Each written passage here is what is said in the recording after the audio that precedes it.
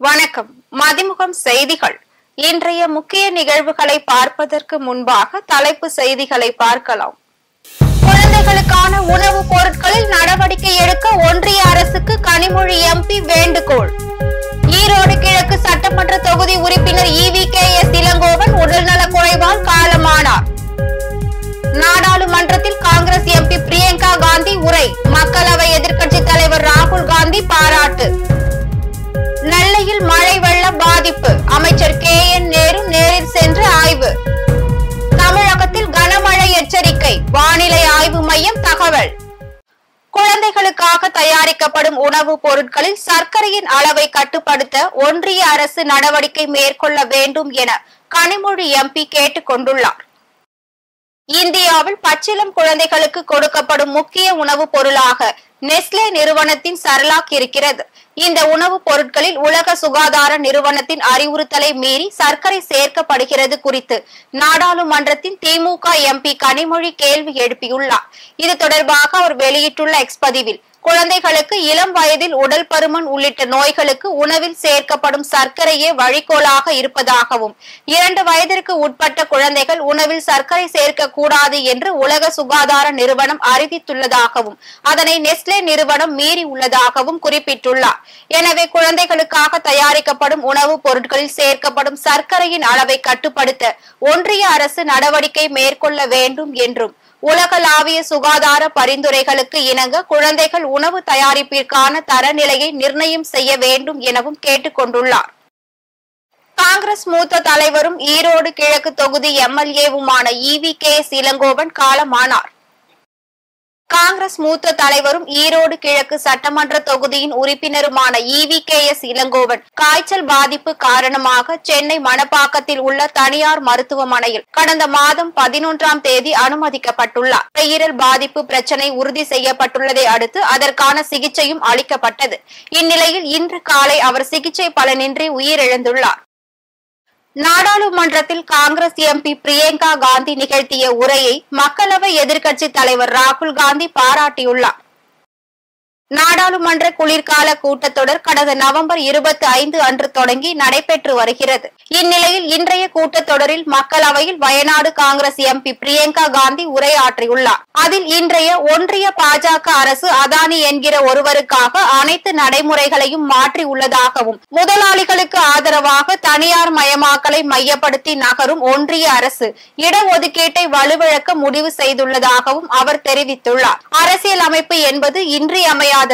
சம்பல் மற்றும் மணிப்பூரில் நடந்த வன்முறை சம்பவங்கள் குறித்து பிரதமர் நரேந்திர மோடி இதுவரை செவிசாய்க்கவில்லை என்றும் அரசியல் அமைப்பு ராஷ்டிரிய ஸ்வயம் சேவக் சங்கத்தின் விதி புத்தகம் அல்ல என்பதை புரிந்து கொள்ளவில்லை என்றும் அவர் பேசியுள்ளார். இது தொடர்பாக நாடாளுமன்றத்திற்கு வெளியே செய்தியாளர்களிடம் பேசிய ராகுல் காந்தி தன் சகோதரியின் பேச்சு அருமையான பேச்சு என்றும் தன்னுடைய முதல் உரையை விட மிகவும் சிறப்பாக இருந்தது என்று பாராட்டியுள்ளார்.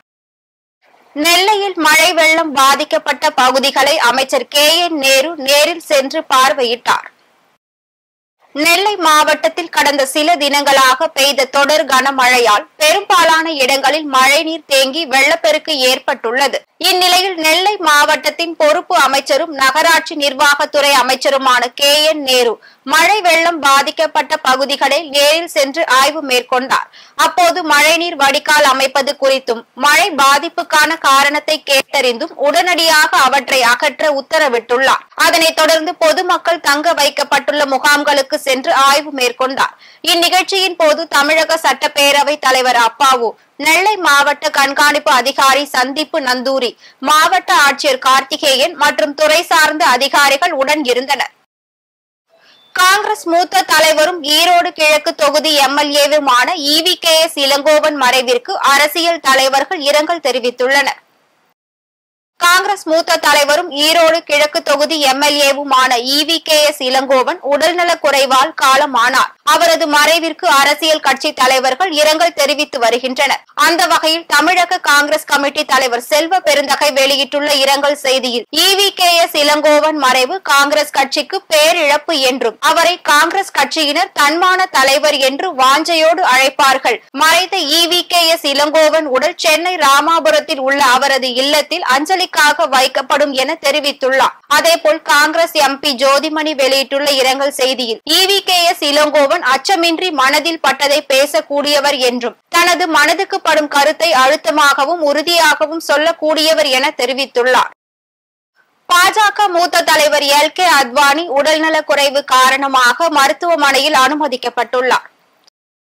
இந்தியாவின் முன்னாள் துணை பிரதமரும் பாஜக மூத்த தலைவருமான LK அத்வானி திடீர் உடல்நலக்குறைவு ஏற்பட்டுள்ளது. இதனைத் தொடர்ந்து அவர் டெல்லி அப்பல்லோ மருத்துவமனையில் சிகிச்சைக்காக அனுமதிக்கப்பட்டுள்ளார். தற்போது அவரது உடல்நிலை சீராக உள்ளதாகவும் தொடர்ந்து மருத்துவர்களின் கண்காணிப்பின் கீழ் சிகிச்சை அளிக்கப்பட்டு வருவதாகவும் மருத்துவர்கள் தெரிவித்துள்ளனர்.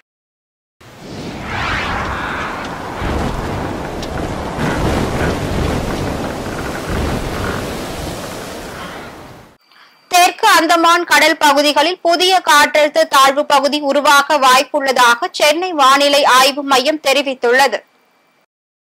மன்னார் வளைகுடா மற்றும் அதனை ஒட்டிய பகுதிகளில் நிலவிய காற்றழுத்த தாழ்வு பகுதி லட்சத்தீவு மாலத்தீவு பகுதிகளில் உலா வருகிறது.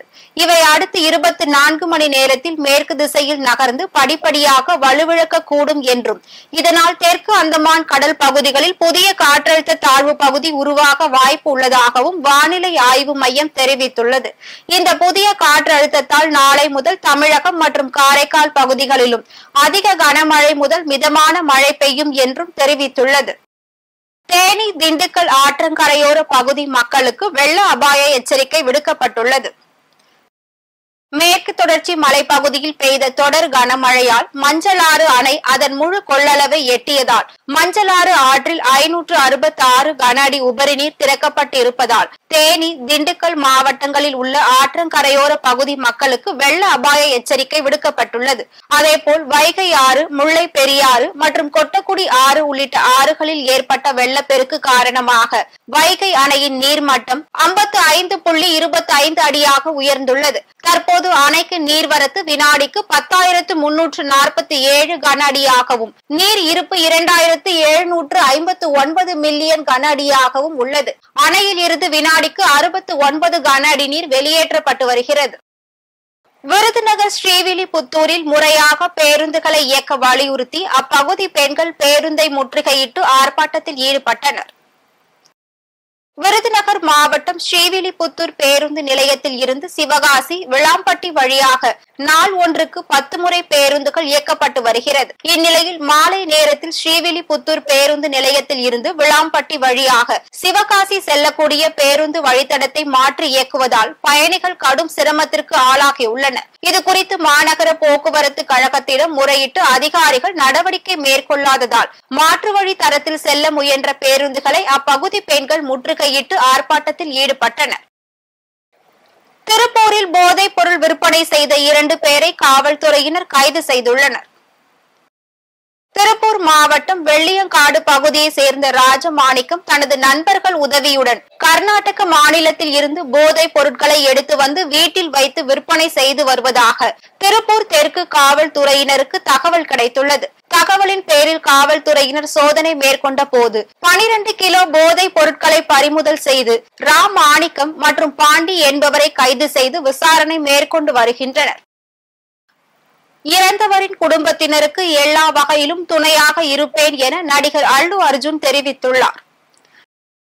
நடிகர் அல்லு அர்ஜுன் நடித்திருந்த புஷ்பா 2 திரைப்படத்தின் பிரீமியர் காட்சி ஹைதராபாத்தில் உள்ள சந்தியா திரையரங்கில் டிசம்பர் 4ஆம் தேதி திரையிடப்பட்டது.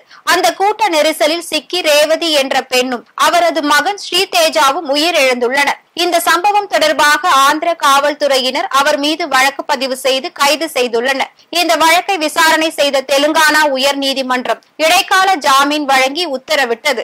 அதன் பின்னர் செய்தியாளர்களிடம் பேசிய நடிகர் அல்லு அர்ஜுன் உயிரிழந்த பெண்ணின் குடும்பத்தினருக்கு மீண்டும் ஒருமுறை தனது இரங்கலை தெரிவித்துக் கொள்கிறேன். பாதிக்கப்பட்ட குடும்பத்தினருக்கு எல்லா வகையிலும் துணையாக இருப்பேன் என்று தெரிவித்துள்ளார். காவேரிப்பாக்கம் சார் பதிவாளர் அலுவலகத்தில் கணக்கில் வராத பணத்தை லஞ்ச ஒழிப்புத்துறை அதிகாரிகள் பறிமுதல் செய்தனர். ராணிப்பேட்டை மாவட்டம் காவேரிப்பாக்கம் சார் பதிவாளர் அலுவலக அதிகாரி பத்திரப்பதிவிற்காக வரும் மக்களிடம் லஞ்சம் வாங்குவதாக தொடர் குற்றச்சாட்டுகள் எழுந்துள்ளது. இது குறித்து மாவட்ட ஆய்வு குழு துணை அலுவலர் முருகனுக்கு ரகசிய தகவல் கிடைத்துள்ளது. அதனை அடுத்து மாவட்ட லஞ்ச ஒழிப்புத்துறை துணை ஆய்வாளர் கணேசன் மற்றும் காவல் கண்காணிப்பாளர் விஜயலட்சுமி மற்றும் காவலர்கள் சோதனை நடத்தியுள்ளனர். அந்த சோதனையில் கணக்கில் வராத பணம் 46,000 ரூபாய் பறிமுதல் செய்யப்பட்டுள்ளது. மேலும் சார்பதிவாளர் அலுவலரிடம் இது தொடர்பான விசாரணை நடத்தப்பட்டு வருகிறது. கார்த்திகை திருநாளை முன்னிட்டு மாவட்டத்தின் பல்வேறு திருத்தலங்களில் மகா தீபம் ஏற்றப்பட்டுள்ளது. ராணிப்பேட்டை மாவட்டம் சோளிங்கர் ஸ்ரீ குமரமுருகன் திருக்கோவில் குமரேசகிரி மலை மேல் கார்த்திகை தீபம் ஏற்றப்பட்டது. இதில் கரிக்கல் மற்றும் சுற்று பகுதியில் இருந்து 20க்கும் மேற்பட்ட கிராமங்களில் இருந்து திரளான பக்தர்கள் பங்கேற்று சுவாமி தரிசனம் செய்தனர். அதேபோல் விருதுநகர் மாவட்டம் ஸ்ரீவில்லிபுத்தூர் மலைக்கொழுந்தீஸ்வரர் குடவரை திருக்கோவிலில் கடல் மட்டத்தில் இருந்து 1000 அடி உச்சியில் அமைக்கப்பட்டுள்ள பீடத்தில் மகாதீபம் ஏற்றப்பட்டது. அதேபோல் வேலூர் மாவட்டம் குடியாத்தம் ஸ்ரீ அருள்மிகு ஆகாய லிங்கேஸ்வரர் திருக்கோவிலில் செதுக்கரை மலை உச்சியில் தீபம் ஏற்றப்பட்டது. திருவண்ணாமலையில் ஏற்றப்படும் தீபத்தை போல் குடியாத்தம் செதுக்கரை பகுதியில் முதலில் மலை உச்சியில் தீபம் ஏற்றப்பட்டதால் பொதுமக்கள் மகிழ்ச்சி அடைந்துள்ளனர். ராணிப்பேட்டை மாவட்டம் ஆற்காடு ரத்தனகிரி பகுதியில் அமைந்துள்ள ஸ்ரீ பாலமுருகன் திருக்கோவிலில் 6 கோண தெப்பக்குளத்தில் அகல் விளக்குகளை தெப்பக்குளத்தில் ஏற்றி வழிபட்டனர். அதன் பின்னர் முருகனுக்கு சிறப்பு பூஜைகளும் செய்யப்பட்டது. வேலூர் மாவட்டம் ஸ்ரீ ஜலகண்டீஸ்வரர் ஆலய கோபுரத்தின் மீது மகாதீபம் ஏற்றப்பட்டது. அதன் பின்னர் பிரதோஷத்தை முன்னிட்டு நந்தி பகவானுக்கு சிறப்பு அபிஷேகங்கள் செய்யப்பட்டு மகாதீபாராதனை காண்பிக்கப்பட்டது. இதில் திரளான பக்தர்கள் பங்கேற்று சுவாமி தரிசனம் செய்தனர். டெஸ்லா நிறுவனம் வளர்ச்சி குறைந்ததால் பில்கேட்ஸ் சாம்ராஜ்யம் சரிந்துவிடும் என எலான் மஸ்க் கருத்து தெரிவித்துள்ளார். உலகின் நம்பர் 1 பணக்காரரான எலான் மஸ்கிற்கும் பிரபல தொழிலதிபர் பில்கேட்ஸிற்கும் இடையே தொழில்முனை போட்டி நிலவுகிறது. எலான் மஸ்கின் டெஸ்லா நிறுவனத்தின் வளர்ச்சிக்கு எதிராக பில்கேட்ஸ் முதலீடு செய்துள்ளார். இந்நிலையில் பில்கேட்ஸுக்கு எதிரான கருத்து ஒன்றை எலான் மஸ்க் பதிவிட்டுள்ளார். இது குறித்து அவர் வெளியிட்டுள்ள எக்ஸ் தள பதிவில் டெஸ்லா நிறுவனத்தால் அதிக லாபம் கிடைக்கும் என்ற நோக்கில் அவர் முதலீடு செய்துள்ளதாகவும் உலகின் முன்னணி நிறுவனமான டெஸ்லா நிறுவனத்தின் வளர்ச்சி குறைந்தால் அவரின் சாம்ராஜ்யத்தை சரிந்துவிடும் என்று பதிவிட்டுள்ளார். மீண்டும் தலைப்பு செய்திகள்.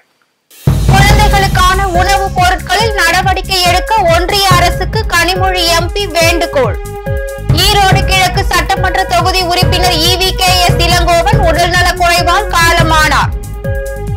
நாடாளுமன்றத்தில் காங்கிரஸ் எம்பி பிரியங்கா காந்தி உரை. மக்களவை எதிர்க்கட்சி தலைவர் ராகுல் காந்தி பாராட்டு.